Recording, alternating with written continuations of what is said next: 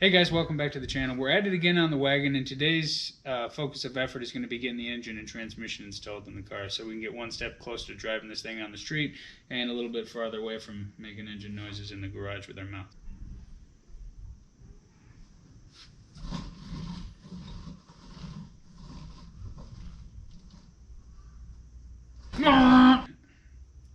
No. So, without any delay, we'll go ahead and get started. You did the thing with your hands. It's gonna have to be good enough. There's no thingy to get. I can't get out. There's no knob. Here's the engine we've got for it. It's just a plain Jane 454 big block. It's got a brand new cam. The engine had about 5,000 miles on it, but the cam showed signs that it was walking. So the cam's been replaced, new lifters, everything's in here, ready to go. We painted it, cleaned it up, just so it would look a little bit better in between the frame rails. And we'll go ahead and throw the flywheel on, or the flex plate, excuse me, and we'll get the transmission bolted up. We'll drop the fenders and core support off this so we have some room to put it in, and we'll stab everything in there.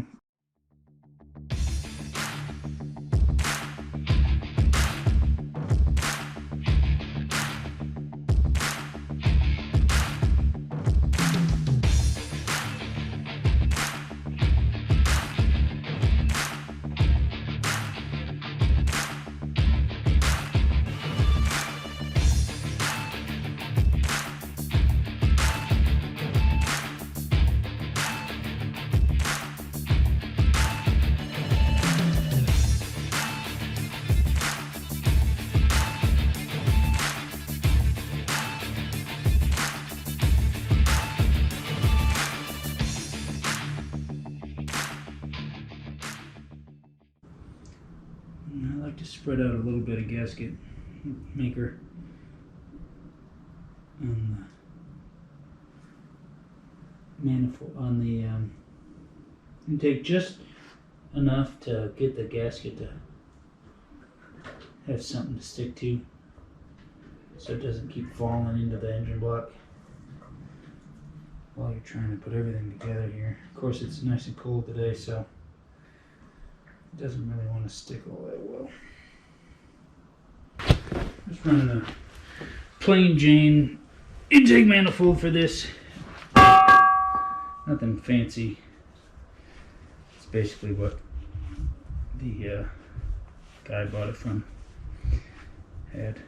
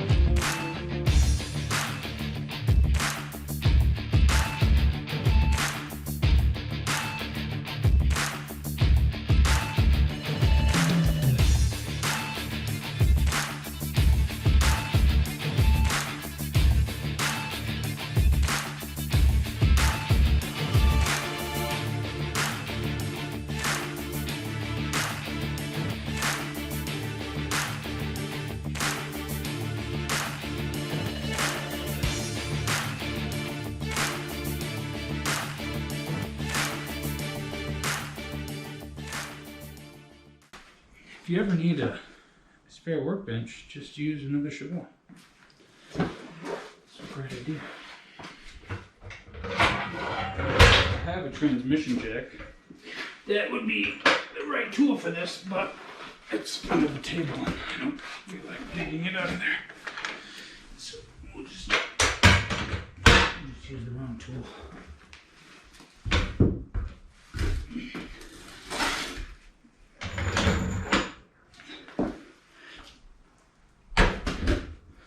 And it always lifts with your bag. As you guys can see, we got the engine and transmission bolted up.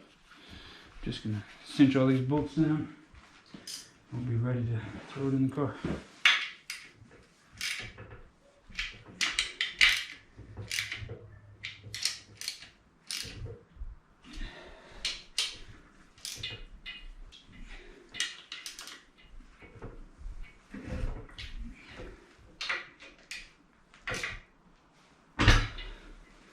Actually, before we do that, we'll go ahead and throw our motor mounts on, because otherwise the motor has nothing to sit on.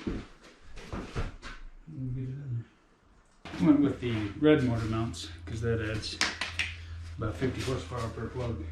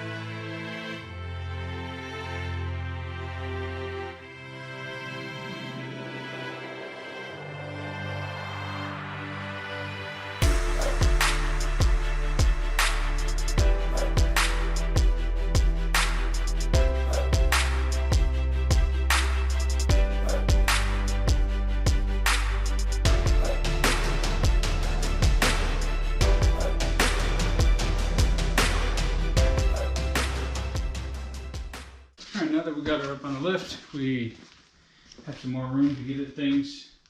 I think I'm going to go ahead and start with the headers. Make sure that those fit in case we need to order some new ones. Do the passenger side first to help us build some confidence and motivation in case it doesn't fit. Why wouldn't it not fit, right? That'd be crazy. I'm guessing we're going to want to come up from the bottom, so that'll make it easier.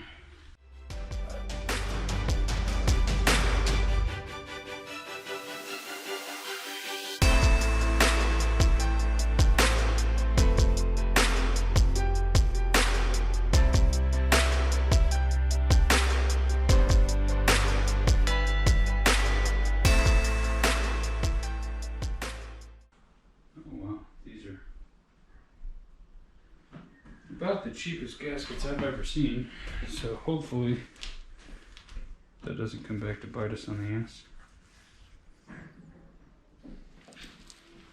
Got these nice ARP fasteners to go with it. Got the black just to go with the rest of the theme we're going to go on the car.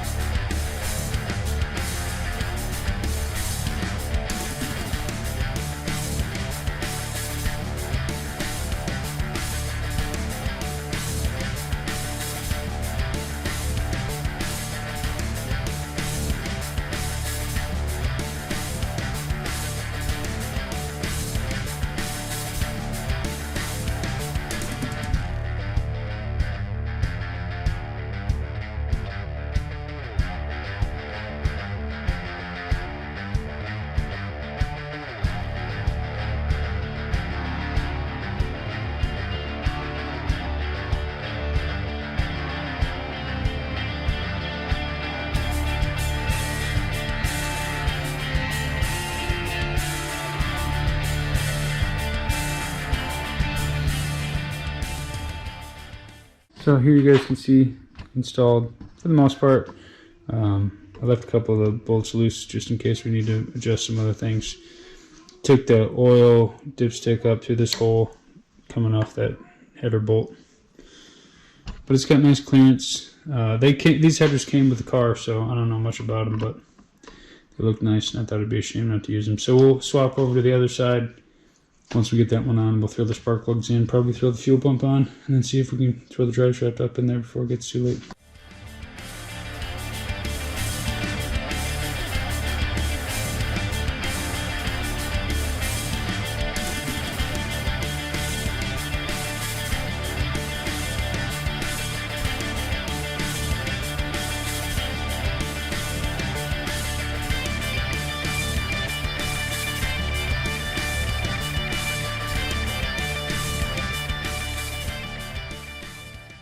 So the header's hitting a little bit on the steering shaft.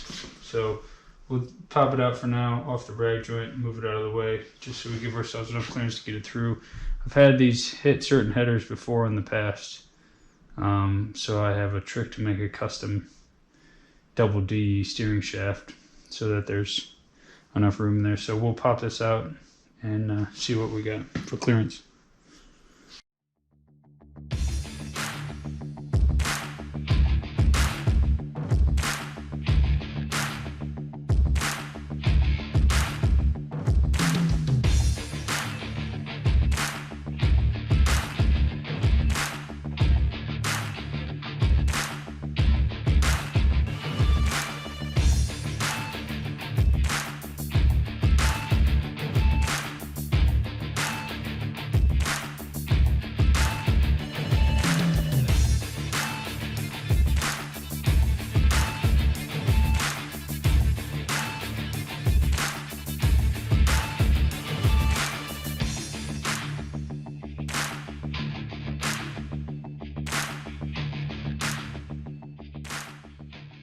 Show you what we got going on here. The way that the engine sits in here, there's not quite enough clearance for the upper control arm and the motor to slide the header in.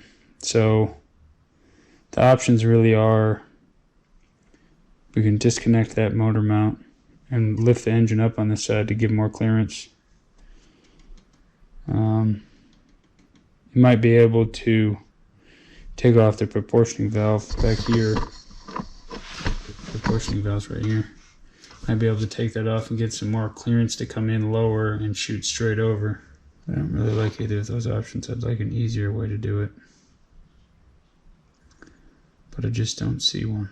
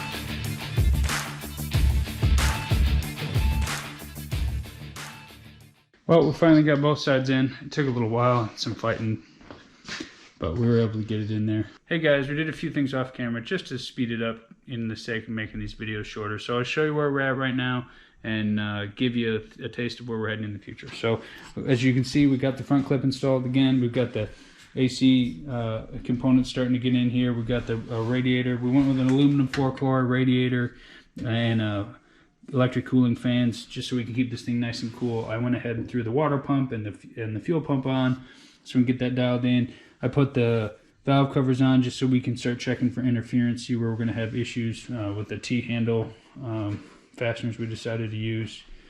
And then it'll let me do some stuff with routing hoses. I got some water lines that we can route. And in one of the upcoming videos, I'll show you guys how to make a steering shaft for these that'll clear the headers and give you a lot of clearance. And then we'll also have a video coming up to do brakes. We're going to do a complete brake line and brake system replacement on this. I've got a new proportioning valve combination from Willwood with their master cylinder and brake booster that we're going to throw in here. And then I'll show you guys a trick with some brake lines to do it a lot easier and get everything dialed in so you don't have to worry about dealing with old rusty brake lines. And then after that, we'll focus on wiring.